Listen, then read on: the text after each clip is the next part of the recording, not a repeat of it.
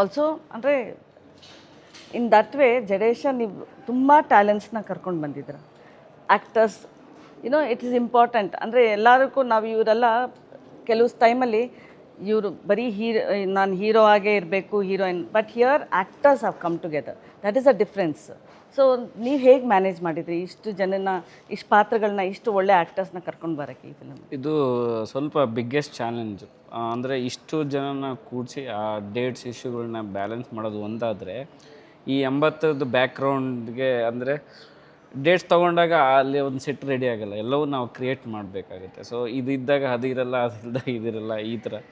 So but ನನಗೆ ಗೊತ್ತಿತ್ತು ಇಷ್ಟು ಕೂಡಿಸ್ಕೊಂಡು ಆ ಬ್ಯಾಕ್ಡ್ರಾಪಲ್ಲಿ ಹಿಡಿದಾಗ ಜನಗಳಿಗೆ ಏನಾದರೂ ಹೊಸ್ದಾಗಿ ಕೊಡೋಕ್ಕೆ ಸಾಧ್ಯ ಅಂತ.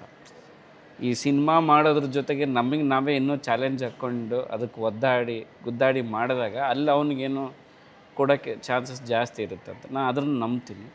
ತುಂಬ ಕಷ್ಟ ಆಗಿದ್ದು ಅದೇ. ಯಾಕಂದರೆ ಆ 80s ಬ್ಯಾಕ್ಡ್ರಾಪ್ ಕಟ್ಟೋದಕ್ಕೆ ಮತ್ತು ಇಷ್ಟು ಜನನ ಬರೆದು ಅವ್ರಿಗೊಂದು ಆ ಪಾತ್ರಕ್ಕೆ ಜಸ್ಟಿಸ್ ಕೊಟ್ಟು ಮತ್ತು ಕೂಡಿಸಿ ಮಾಡಿಸೋದೇ ಒಂದು ದೊಡ್ಡ ಅಚೀವ್ಮೆಂಟ್. ಸೊ ಆ ವಿಜುವಲ್ ನೋಡಿದಾಗ ನಾವು ಖುಷಿ ಆಗುತ್ತೆ, ಹೌದು ಈ ಒದ್ದಾಡಿದ್ದಕ್ಕೆ ಒಂದು ಇದಾಗುತ್ತಂತೆ. ನಾಳೆ ಆಡಿಯನ್ಸಿಗೂ ಅದೇ ಫೀಲ್ ಆಗುತ್ತೆ ಅಂತ ಅನ್ಕೋತೀನಿ.